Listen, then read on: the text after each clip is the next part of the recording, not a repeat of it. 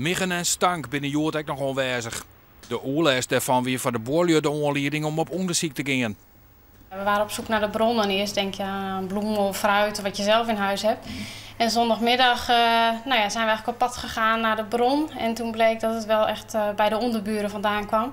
Dus toen hebben we geprobeerd contact te zoeken. Maar onderbuurman deed niet open. En de andere bewoners hier in de flat hadden hem ook niet gezien al een hele poos. Dus toen hebben wij de politie gebeld. De politie is bij de woning naar binnen gegaan en trof in een van de kamers de overleden man aan. Is die man maar geweld om het lippen gebracht? Nee, het gaat om een natuurlijke dood. De man lag al wel ruim een maand in zijn woning. Je kan je voorstellen dat het lichaam dan in redelijke staat van ontbinding is. Maar het ging wel om een natuurlijke dood, dat kunnen we bevestigen. Andere flatbewoners hier de man, die net een soort sociale contacten hier, al een skof net jongen, had ze helemaal koen. Ze binnen ervan schrokken dat zo'n zo vlakbij gebeurt.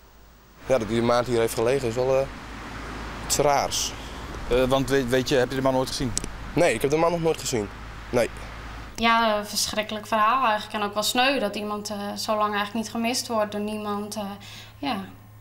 En toch een raar, eng idee eigenlijk dat iemand dus al zo lang dood recht onder ons ligt. De oorlog is er nog net voorbij. Ik al had er al een skimmakbedrijf aan de gang geweest in de wenning. Nou, nee, we hebben nog wel last van de stank. Dus we hopen dat ze snel toch wat gaan schoonmaken. Want het is wel vervelende lucht is het. Ja, en miggen? Ja, de muggen hebben ze binnen niet zoveel last van. Maar buiten hier in het portiek is het wel heel erg.